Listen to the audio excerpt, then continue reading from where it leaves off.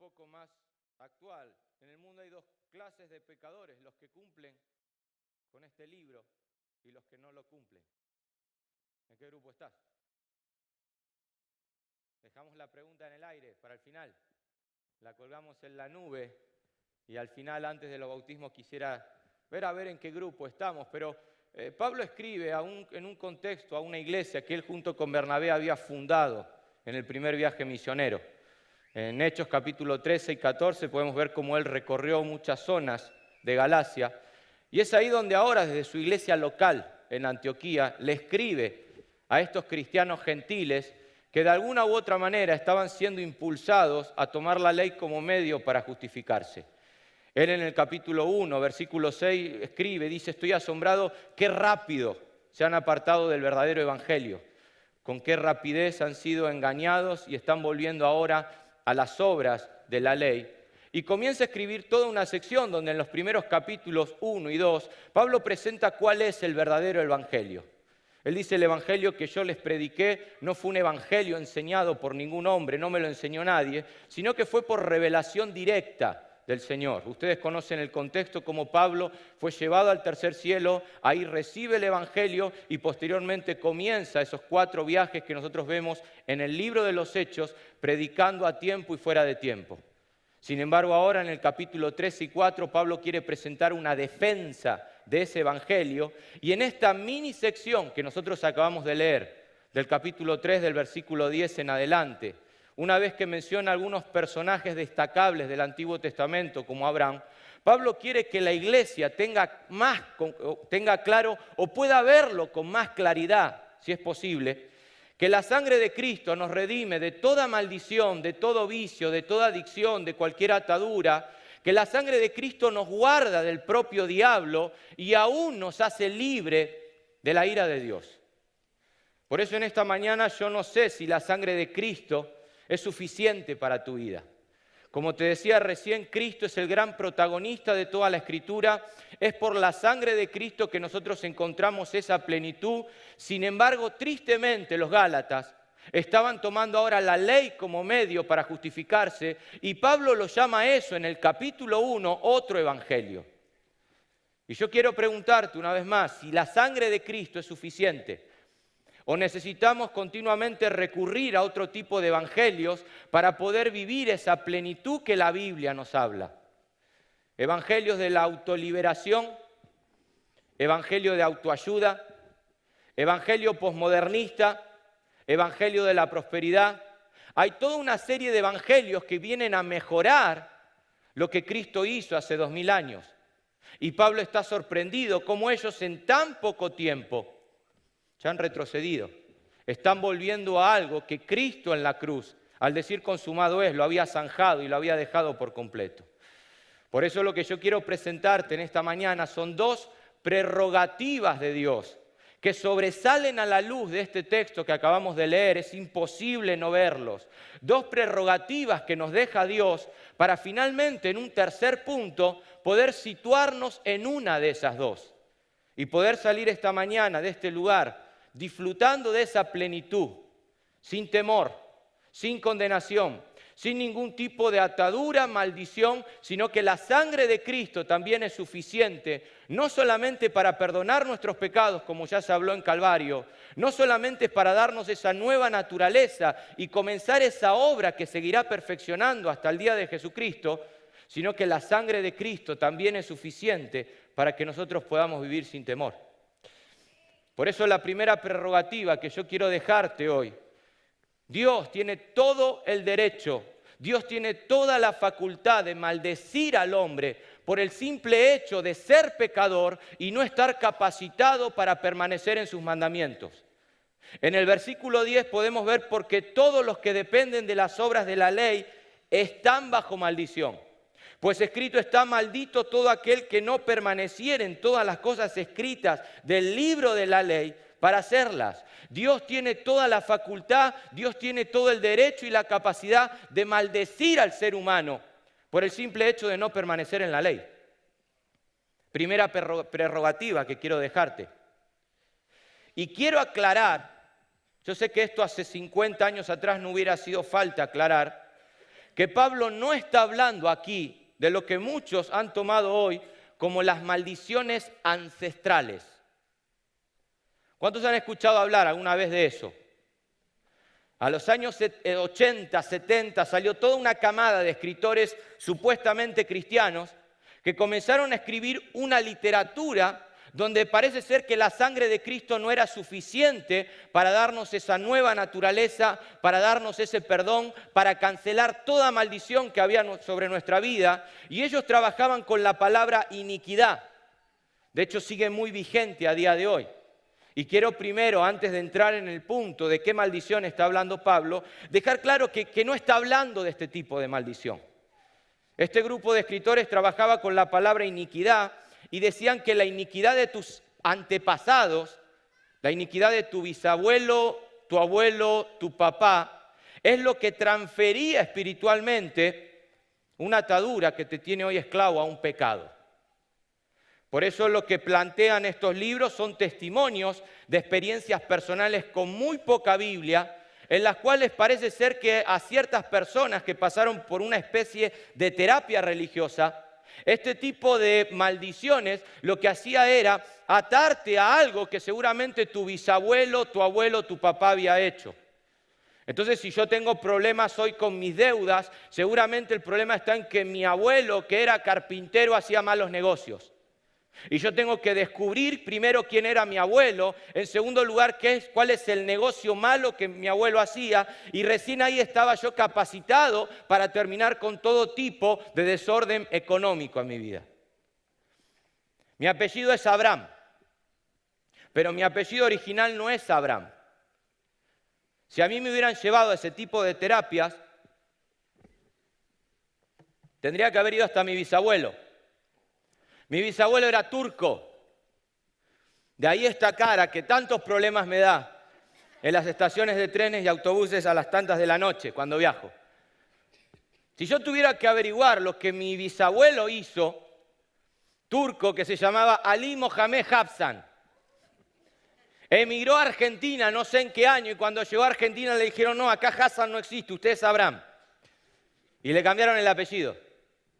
Y acá tienen hoy a Raúl Abraham, hijo de Alejandro Abraham, nieto de Amado Abraham, Germán Abraham, y bisnieto de el amigo Ali Mohamed Habsan.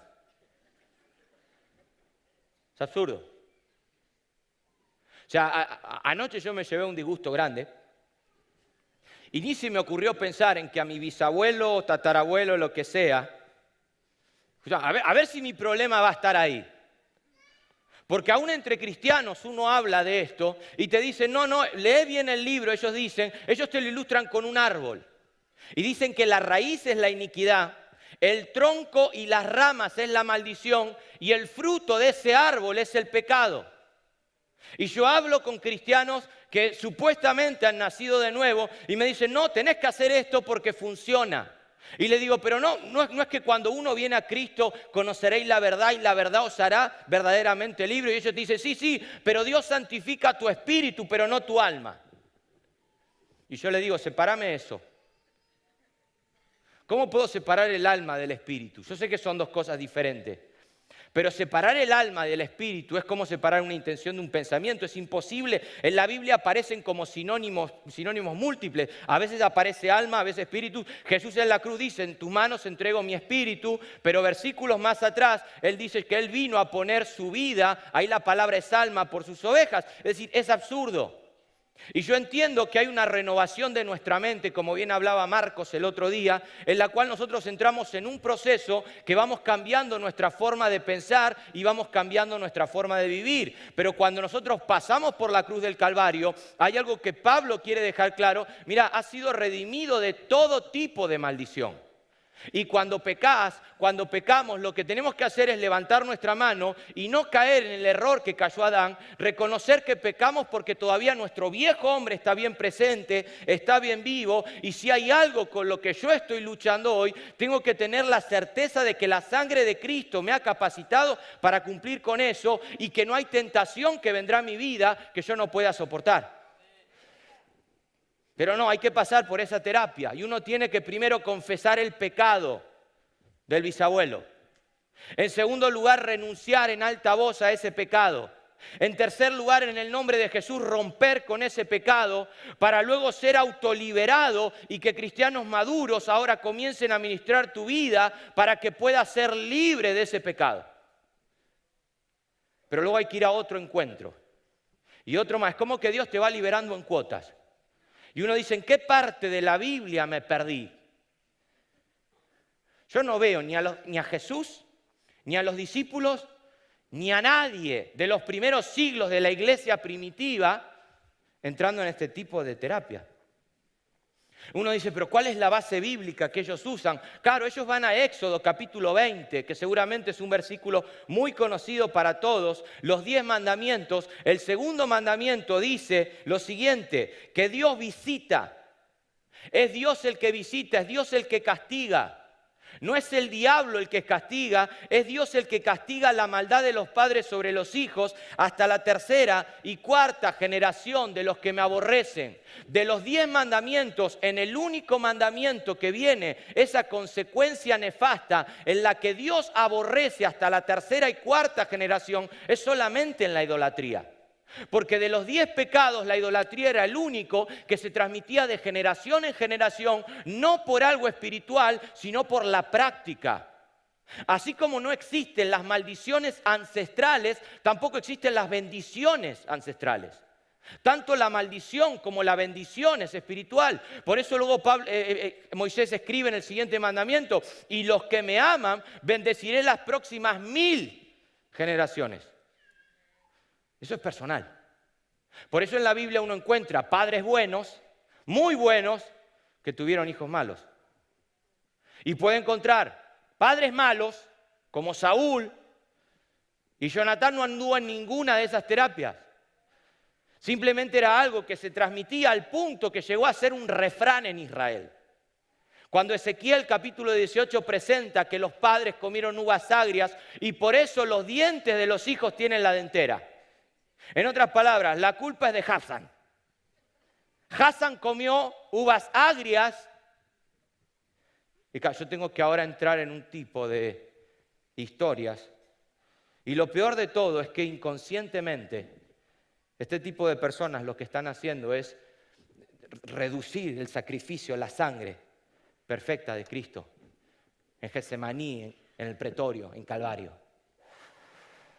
Por eso, ¿cuál es el problema de una persona? ¿Es un problema ancestral? No, mira, si la persona es incrédula, no necesita ser maldecido por nada ni por nadie. Ya solamente la ira de Dios está sobre él. Amigos, si en esta mañana estás acá y estás lejos de Cristo, fuera de Cristo, estás en problemas. Porque la ira de Dios, Romanos 1, 17 y 18, desciende sobre todo aquel por el simple hecho de ser pecador y no poder permanecer en la ley. Pero escúchame hasta el final porque va a haber una buena noticia. Podemos romper hoy con eso. Y no es algo que yo pueda hacer, pero sí puedo tal vez guiarte, hacerte entender un poco de qué tipo de maldición hay. Y en el caso de los creyentes, si hoy tengo problemas con algo, no es un problema de maldición, es un problema de santificación. Donde todavía me sigo poniendo la camiseta vieja, cuando Pablo me dice, despojados del viejo hombre, revestidos del nuevo hombre. Y si todavía sigo lidiando con cosas del pasado, con esa santificación progresiva o personal que la Biblia me habla, también te invito a que puedas renovaos en el espíritu de vuestra mente para poder ser libre y poder comprobar que la voluntad de Dios es buena, es agradable y es perfecta. ¿De qué maldición está hablando Pablo en esta ocasión? Pablo está hablando, según el capítulo 3, versículo 10, y creo que todo el contexto. Está hablando acerca de la maldición de los 613 mandamientos dados por Moisés. 613 mandamientos que ellos habían recibido y no podían permanecer ni siquiera en uno. Ustedes conocen la ley de Moisés, la ley moral, la ley civil, la ley ceremonial. La ley moral, el decálogo, lo que Moisés recibe en el monte. La ley civil y la ley ceremonial, lo que fue traído por disposición de ángeles, lo civil les ayudaba a ellos a poder tener una conducta correcta entre los ciudadanos. Lo ceremonial eran todos esos mandamientos que Pedro nos estuvo hablando domingos pasados para poder ir al tabernáculo y acercarse a un Dios santo. El propósito que esos mandamientos tenían para Israel es que por medio de esos mandamientos ellos podían tener una identidad como nación, ellos podían ser santos como Dios es santo, a pesar de que solamente era algo exterior, y por medio de esos mandamientos ellos podían alcanzar prosperidad, tanto en lo material como en esa larga vida que Dios les prometía. Sin embargo, esos mandamientos, 613 mandamientos, a pesar de que eran buenos, justos, espirituales, y aclaro, la ley sigue vigente, la ley moral sigue vigente. Lo que Cristo cancela en la cruz son los mandamientos ceremoniales. La ley civil nos tenemos que seguir sujetando al gobierno, siempre y cuando el gobierno no contradiga la palabra de Dios. Y la ley moral es lo que sigue vigente, lo que nos sigue acusando de que somos pecadores. Pero la buena noticia para el nuevo pacto es que Dios escribe esos mandamientos en nuestro interior, en nuestra mente, como dice Hebreos capítulo 8, de tal manera que tenemos la capacidad de cumplirlos, a pesar de que nuestra salvación sigue siendo por gracia, por medio de la fe. Por eso la ley esa era buena, es espiritual. Sin embargo, tenía un defecto, dice Hebreos capítulo 8, verso 7, y el defecto estaba en nosotros, que no podíamos cumplirla. Como dice Santiago capítulo 2, versículo 10, ¿por qué la ira de Dios viene sobre el hombre? Porque en el momento que transgrede un mandamiento se hace culpable de todo y la ira de Dios ya está ahí. Algunos me dicen, no, pero menos mal que Jesús la resumió en 2. Estás loco.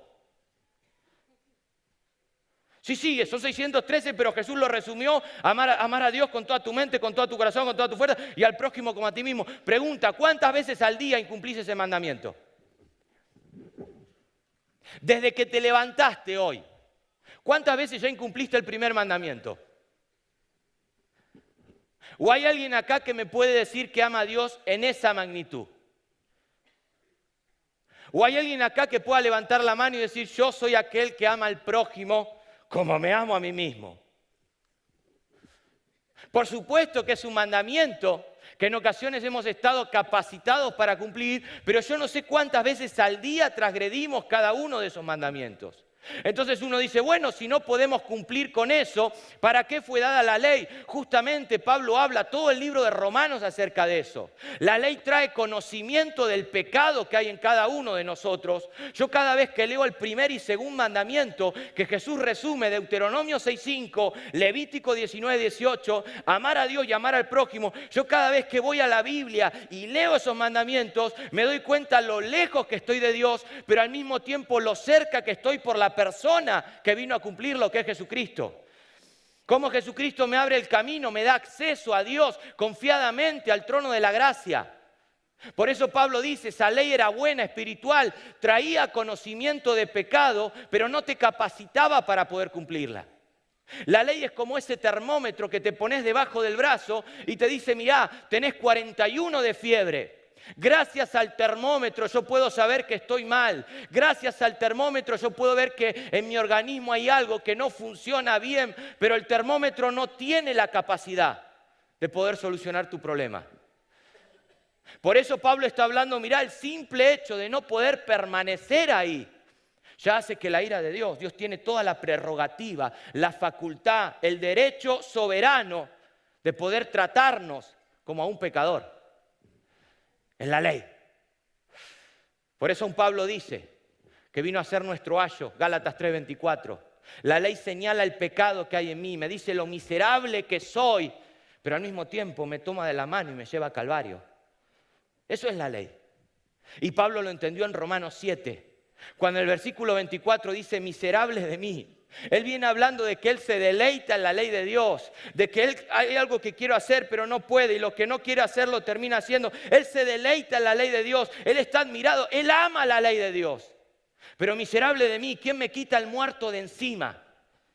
Miserable de mí, ¿quién me librará de ese muerto, de esa ley de pecado que llevo encima? Gracias doy a Dios por Jesucristo. Capítulo 8. Por eso la segunda prerrogativa que nosotros vemos, y quiero que analicemos para luego al final a ver en cuál de las dos situarnos. Primera prerrogativa, Dios tiene toda la facultad para maldecir al hombre por el simple hecho de ser pecador y no permanecer en la ley. Pero la buena noticia que nosotros vemos, la segunda prerrogativa que podemos ver, es la de bendición. Son dos palabras que sobresalen a lo largo de todo el texto. Tanto la maldición primeramente como la bendición. Gálatas capítulo 3, versículo 13, Cristo nos redimió de la maldición de la ley, hechos por nosotros maldición, porque escrito está, maldito todo aquel que es colgado de un madero. ¿Para qué? Para que en Cristo Jesús, la bendición de Abraham, alcanzase a los gentiles a fin de que por la fe recibiésemos la promesa del Espíritu. Dios tiene toda la facultad de maldecir, primera prerrogativa, pero Dios también tiene toda la facultad, todo el derecho soberano de poder bendecirnos. Ahora, no es por la ley, está diciendo Pablo, no es por tus obras, sino simplemente menciona una palabrita clave que también es imposible no verla, la palabra fe, por la fe. Querido amigo que estás en esta mañana, estás lejos de Cristo y me decís, no, pero hay una maldición sobre mi vida. Bueno, en esta mañana la buena noticia es que por la fe podés apropiarte gratuitamente de esta nueva prerrogativa. Porque fue en aquella cruz, fue a lo largo de toda esa pasión donde Cristo se hizo obediente hasta la muerte y muerte de cruz, donde en primera instancia nosotros vemos cómo Cristo se hace maldición por cada uno de nosotros. Maldito todo aquel que es colgado de un madero. Maldito todo aquel que es colgado de un madero. Si vamos al Antiguo Testamento, podemos ver una ocasión donde al pueblo le habían mordido las serpientes y Dios le dice a Moisés, mirá, hacete una serpiente de bronce y colocala en un asta. Y cada vez que venía una serpiente venenosa a morder a alguien, el pueblo de Israel lo que tenía que hacer es mirar hacia esa serpiente y en el momento eran sanados. Proféticamente eso estaba hablando justamente de lo que Pablo está relatando en Gálatas capítulo 3 del versículo 10 en adelante. ¿Por qué elige una serpiente como animal, como reptil? ¿Por qué Moisés no elige un cordero? ¿Por qué no elige una paloma? ¿Por qué en un asta una serpiente? Que siempre que nosotros leemos en la Biblia la palabra serpiente, recordamos lo que pasó en el huerto de Getsemaní, en el huerto del Edén, con la serpiente, con el diablo y todo lo demás. Y es justamente por ahí, porque fue la serpiente, el animal que Dios maldijo en el huerto del Edén. Por eso una serpiente de bronce. Y por eso Cristo en la cruz se hace maldición por cada uno de nosotros. Y proféticamente luego en el libro de Juan capítulo 12 verso 32 Jesús dice, si yo fuere levantado de la tierra, al igual que Moisés tenía que levantar aquella serpiente de bronce, atraeré a todos a mí. Y decía esto dando a entender de qué muerte iba a morir. Venimos al mundo picados ya con esa serpiente, mordidos con ese veneno llamado pecado. Sin embargo, cuando somos capaces, al igual del pueblo de Israel, que te aseguro no tenían posibilidad de andar buscando un médico, no tenían posibilidad de andar buscando en alguna otra nación pagana, si la serpiente te mordía, más vale que mires a esa serpiente de bronce para poder ser sanado. El mandamiento es el mismo hoy. Venimos con ese veneno de pecado, pero la primera buena noticia que vemos en la bendición es que Cristo se hace maldición para que nosotros podamos recibir hoy esa bendición. Tenés que captar esto. Pero claro, no solamente Él se hace maldición ahí por mí, sino que la Biblia también me presenta en segundo lugar como el libro de Hebreos habla de que Cristo también viene a ser la propiciación por mis pecados. No solamente Él se hace maldición en aquella cruz, sino que también Él es la tapa del propiciatorio, la tapa del arca. Así como Pedro nos explicaba que el sumo sacerdote una vez al año tenía que entrar y tenía que derramar esa sangre sobre el arca, sobre la tapa, el propiciatorio, la ira de Dios era apaciguada. Y de ahí la palabra propiciación. ¿Qué significa la palabra propiciación? Apaciguar. Esa sangre interiormente no hacía nada. Era solamente algo exterior, donde Dios tenía que dar el golpe. Sin embargo, cuando el sumo sacerdote derramaba esa sangre, es como que a Dios lo tenían contenido, así. No sé si alguna vez te quisiste pegar con alguien y de repente vino un amigo y te sujetó así. ¿Te pasó o no? ¿O te quisieron pegar? Yo me acuerdo cuando jugábamos al fútbol. ¿Querés conocer mi viejo hombre de verdad? Invítame a un partido de fútbol. Yo quiero ganar. Y me acuerdo que más de una ocasión pasaban cosas y no sé qué, y de repente y alguien te agarraba, ¿dónde vas? Así estaba Dios en el Antiguo Testamento. Él tenía que dar el golpe por causa del pecado del pueblo.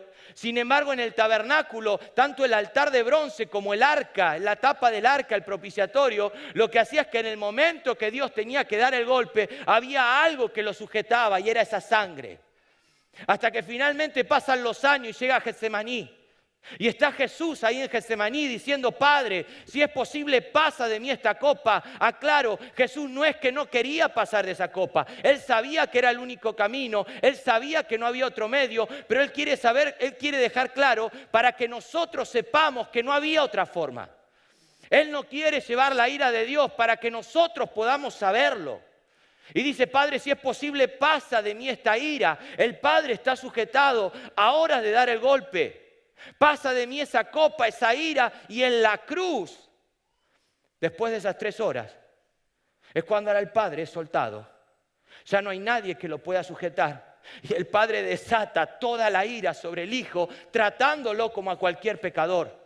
Porque en esa cruz estaba el pecado de su pueblo, en esa cruz estaban todos los pecados que habían sido remitidos en el Antiguo Testamento, y esa ira de Dios ahora se descarga sobre Jesús para que nosotros podamos recibir hoy bendición, libertad, para que podamos apropiarnos de esa herencia que Él nos promete. No me vengas con maldiciones ancestrales. Si es Él el que se llevó el golpe y me invita a mí a creerlo por medio de la fe. Al que no conoció pecado, por nosotros se hizo pecado y Él recibe el golpe. Pero no solamente eso, Cristo también, en tercer lugar, es nuestro fiador. Hebreos capítulo 7, verso 22. La palabra fiador, enguos, en griego. Si yo te compro una casa hoy, seguramente tenemos que ir ante un notario. Y yo voy a contraer una gran deuda.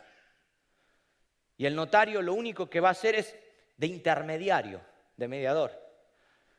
Hebreos no solamente presenta a Jesús como nuestro mediador, sino también como un fiador de un mejor pacto. Si por alguna razón yo no te puedo pagar esa deuda, ¿sabes lo que el notario hace por mí? Nada. Pero sin embargo, si voy con un aval, si yo no respondo, el aval responde por mí. Eso es fiador. Había una deuda impagable que teníamos para con Dios. Había una deuda donde podíamos tener, mira, cualquier tipo de mediador, cualquier tipo de religión que nos pueda decir lo que está bien, lo que está mal, lo que hay que hacer. Pero al final, si no llevábamos un aval, estábamos todos lejos. Y Cristo viene también como nuestro fiador. Y en cuarto y último lugar, esa prerrogativa de bendición. Él es nuestro abogado, Él es nuestro juez. Menos mal. Menos mal. Colosenses capítulo 2, verso 14. Anulando el acta de decretos que nos era contraria, quitándola de en medio y clavándola en aquella cruz. Antes de crucificar a un criminal, Roma tenía algo que se llamaba el acta de decreto, donde en esa acta el criminal tenía que firmar porque era responsable, pero arriba de la firma había todas las fechorías que ese criminal había cometido. Por eso el acta de decreto que le pusieron a Jesús, ¿cuál fue? Como no encontraban nada, se inventaron uno, rey de los judíos, y le pusieron el acta ahí, el acta de decretos. Sin embargo, tu lista y mi lista, ¿cómo estaba? ¿Cómo estaba tu lista? Yo creo que era un papel interminable, esas actas que uno tiene que agarrar así, y estaba todo ahí hasta que Cristo viene. Y no es que Cristo no tiene en cuenta eso, sino que al decir anular, el acta de decreto se escribía en un pergamino caro y cada vez que tenía que volver a usarse, tenían que tomar una esponja en agua y comenzar a borrarla. Cuando dice que Cristo anuló el acta de decreto, la palabra anular está utilizando esa misma palabra griega y nos está transmitiendo la idea que había un acta de decretos que iba en contra mío en la cruz, que me declaraba pecador, que la ira de Dios estaba sobre mi vida, pero en aquella cruz también Cristo con su esponja, mojada en sangre hasta la última gota de sangre. Por eso salió agua, como bien decía Pedro, porque después de la sangre vienen los líquidos. Y algunos consideran también de que salió agua porque el corazón de Jesús llegó un momento que explotó, porque toda la ira de Dios, todo el pecado del mundo ahora estaba sobre Él. Y el corazón explota y ahora comienza a salir agua para que Él pueda tomar la esponja, mojarla en esa sangre y limpiar tu acta de decretos. En tu acta de decretos fueron borrados tus pecados pasados, presentes y futuros. Solamente está tu firma. Y Juan nos dice en 1 de Juan capítulo 2, versículo 1, si pecamos, recordad que tenés un abogado que al mismo tiempo fue el juez, que borró el acta de decretos. Tu acta de decretos, si estás en Cristo, está limpia. No me hables de mi abuelo, no me hables de mi papá, no me digas que no podés. Eso es lo que te da derecho a tomar la cena del Señor. Eso es lo que te da derecho a ser templo del Espíritu Santo. Eso es lo que te da derecho a entrar confiadamente al lugar santísimo donde nadie podía entrar. Cristo mojó la esponja en sangre y limpió el acta que te era contraria. Gracias, Señor. Estábamos perdidos sin eso. Estábamos lejos de Dios. Pero yo puedo acercarme, como dice Romanos capítulo 5, justificados pues por la fe tenemos. Ya no me presento como el sumo sacerdote, al cual le tenían que poner una cuerda, según la tradición judía, en el pie, porque si moría dentro del lugar santísimo nadie podía entrar y aún los sacerdotes tenían que tirar de él para sacarlo. Gracias a esa sangre que fue vertida en aquella cruz, yo puedo entrar ahí donde el sumo sacerdote solamente podía entrar una vez al año, con temor, con temblor, muerto de miedo, con la sangre del animal. Sin embargo, ahora Cristo, al ser mi abogado, dice, mirá, sigamos acercándonos confiadamente. Somos el lugar santísimo de Dios. Según Pablo en Efesios capítulo 2, verso 22, somos morada del Espíritu Santo. Escúchame, lo que ocurría ahí en el lugar santísimo, que habrá sido algo tremendo, extraordinario, que todo el pueblo celebraba. Ahora viene Jesús y dice, mirá, de nuestro interior comenzarán a correr ríos de agua viva y yo me manifestaré a ustedes por medio del Espíritu Santo, porque en aquella cruz cancelé toda acta. Y uno puede acercarse confiadamente. Dos prerrogativas: la maldición por el solo hecho de no poder permanecer en la ley, o la bendición de apropiarnos de lo que Cristo hizo. Por eso el tercer y último punto que quiero hablar. ¿En cuál de las dos prerrogativas estás? Los Gálatas habían tomado la bendición, pero volver a la ley es la única iglesia a la cual Pablo no la felicita de nada. Le dice, ustedes son insensatos, o sea, estoy tan maravillado, o sea, no pueden ser más torpes. Habiendo experimentado esto, escúchame, y ahora, ¿pero qué les pasó? ¿Quién os fascinó? En otras versiones dice, ¿quién os hechizó? ¿Quién te comió la cabeza?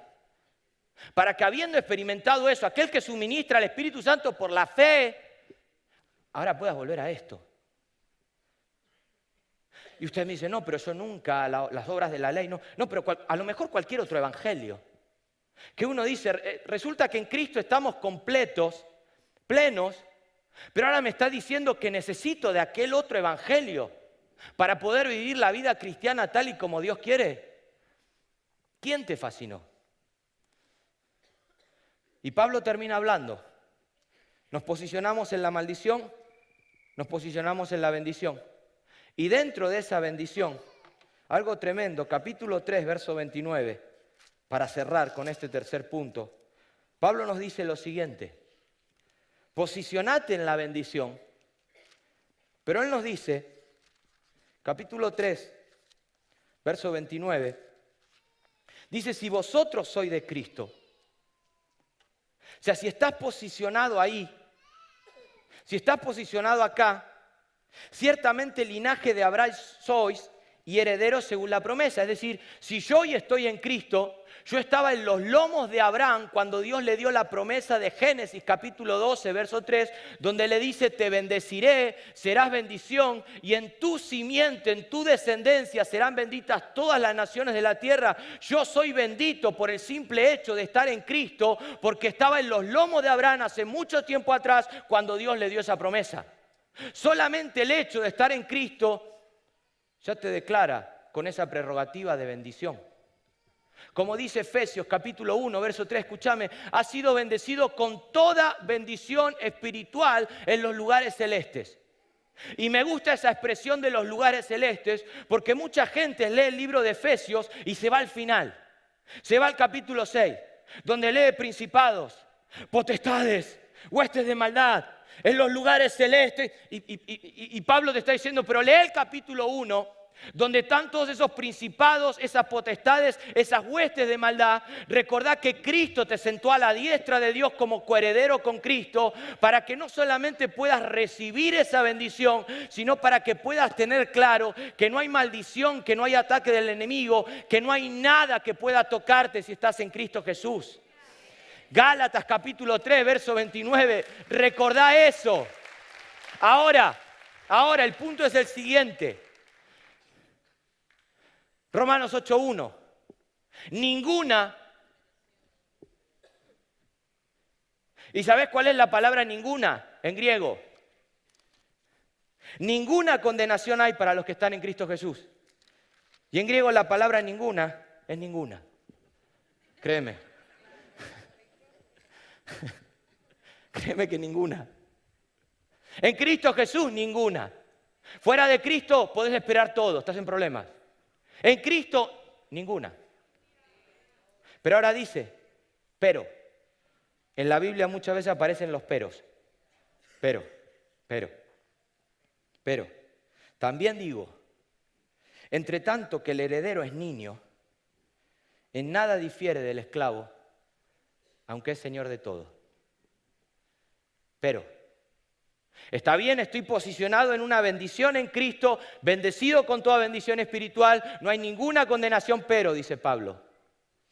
Entre tanto que el heredero es un niño, no es diferente al esclavo. En otras palabras, yo puedo poner en esta mañana a mi hijo acá, y al lado de mi hijo, puedo poner al hijo de un multimillonario. ¿Sabes qué está diciendo Pablo? Mi hijo se llama Nicolás. Entre tanto que el hijo del multimillonario es niño, no es diferente a Nicolás. Son iguales.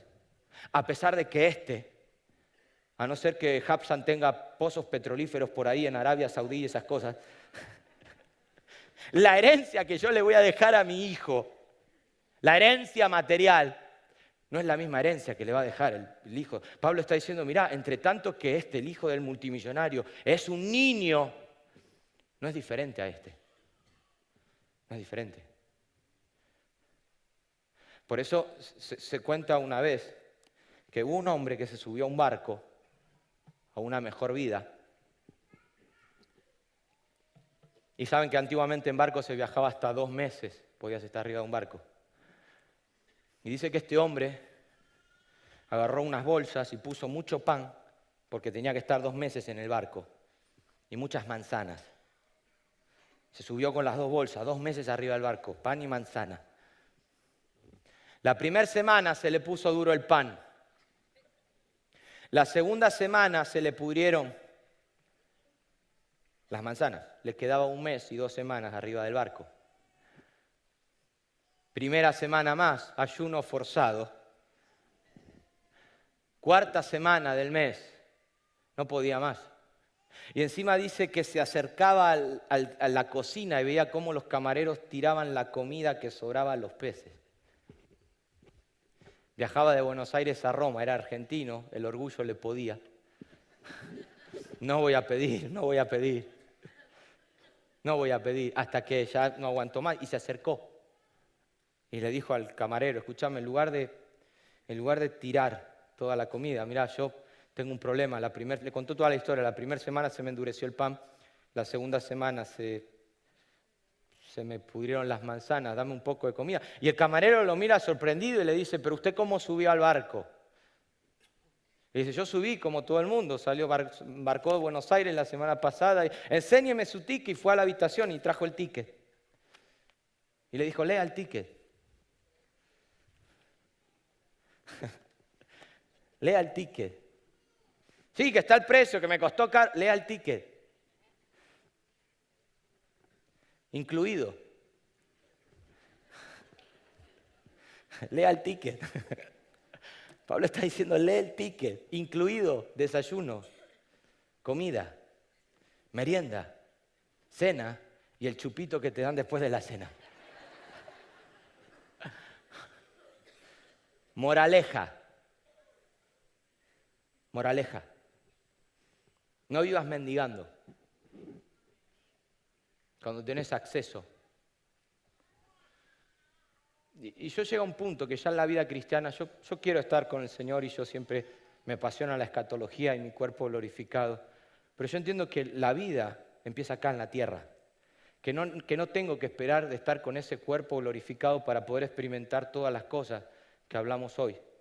Y entiendo que al final la moraleja es, no vivas como un mendigo cuando tenés posibilidad de tener acceso por esa sangre a todo tipo de manjar. Te lo digo con amor,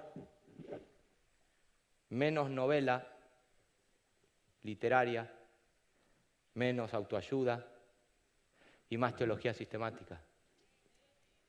Tenés que descubrir a Cristo en los 66 libros. A mí me apasiona ir al Antiguo Testamento y descubrir a Cristo, porque toda la Biblia trata de Él. Toda la Biblia es una teología sistemática de Cristo, que cuando nosotros somos capaces de ir a esos textos, escúchame, aún en esos textos de David, Goliat, que tantas veces se nos han predicado en la escuela dominical y todo lo demás, ¡wow! ¿Y cómo veo eso? Sí, pero detrás de cada uno de esos textos está Cristo. Y yo creo que el desafío del exegeta, del estudiante, del cristiano, es poder ir acá y ver a Cristo en los 66 libros, como aquellos dos de Camino a Emaús, que declarando Cristo en las Escrituras, en los profetas, en la ley, le declaraban lo que las Escrituras de él decían. Jesús le hizo todo un recorrido por el Antiguo Testamento mostrándole lo que las Escrituras de él decían. Y estos dos de Camino a Emaús decían, pero aún ardía nuestro corazón cuando nos abría las Escrituras. Conclusión en esta mañana, capítulo 4, verso 4. La primera invitación. Si hoy estás lejos de Cristo, venís por primera vez a una iglesia, o tal vez venís regularmente, pero al final estás todavía ahí, medio que resistiendo al Espíritu Santo, acércate hoy a Jesús. Hoy hay personas que van a manifestar públicamente algo que ocurrió en su pecado, en su vida, por causa de su pecado. Fueron libres, ahora lo van a manifestar públicamente, pero acércate al final de la reunión. Yo no puedo ayudarte. Nadie puede ayudarte, pero sí podemos guiarte a mostrarte un poquitito más lo que pasó allá. Preciosa sangre, preciosa sangre. Y que hoy puedas ir y salir de este lugar con la convicción de que no solamente hay una vida eterna que te espera, sino que hay una vida presente ahora, donde estamos capacitados por esa sangre para poder experimentar toda bendición espiritual que desciende de lo alto. Y si ya estás en Cristo, si eres creyente, mi propósito hoy es dejarte con estos textos. Cuando vino el cumplimiento del tiempo, Dios envió a su Hijo nacido de mujer y bajo la ley, para que redimiese a todos los que estaban bajo la ley, a fin de que recibiésemos la adopción de hijos. Para la iglesia la invitación es: disfrutar de tu herencia. Descubrí a Cristo en la Escritura. Descubrí lo que Él hizo por Él, lo que Él te otorga. Y vivan sin ningún tipo de temor. No hay temor. No hay temor para todo aquel que está en Cristo Jesús. Quiero orar, quiero que nos pongamos de pie y luego seguir con Él. La invitación está abierta al finalizar los bautismos. Para todo aquel que diga, yo quiero experimentar eso. Sé que estoy en problemas, serios problemas. Pero la buena noticia es que hoy podés salir. Para la iglesia, disfrutá de ese manjar. comprate una Biblia nueva, que huela bien. Me encanta a mí el olor al papel y disfrutá de tu herencia. ¿Saben qué? Y cierro con esto. En uno de los libros que me tocó estudiar a mí en el seminario, tenía que ver con un libro de guerra espiritual así gordo. Era gordo. Y yo lo tuve que estudiar y el libro comenzaba hablando acerca de un hombre que le iba mal, se le murió la esposa, le pasó esto, perdió el trabajo, le iba mal. Y la introducción del libro, no recuerdo si eran las palabras literales, pero la introducción del libro era que al final el pastor de la iglesia tuvo discernimiento de ir a su casa y comenzar a examinar la casa, a ver si había algo en la casa que estaba produciendo ese mal. Y el libro te va metiendo en esa historia de terror. Yo después de estudiar ese libro iba a mi casa mirando rincón por rincón. Y resulta que el problema de ese hombre, la persona que fue tuvo discernimiento de que en esa casa algo habían hecho años atrás. Gente cristiana. Entonces él comenzó a investigar a ver qué es lo que hicieron y el problema era un clavo en una pared. Que en ese clavo las personas que habían vivido antes cometían todo tipo de orgía, brujería, colgaban sus cosas. Entonces el hombre fue, quitó el clavo y su vida cambió. Claro, yo leí eso, yo llegué a mi casa, quitando clavos por todos lados. Y me lleva a pensar a veces, o sea, ¿puede un clavo tener más poder que esa preciosa sangre que nos cubre, que nos guarda? Vive sin temor. Disfruta de tu herencia. Que Dios te dé el placer, como en el libro de Eclesiastés. Para Salomón la prosperidad, ¿sabes cuál es?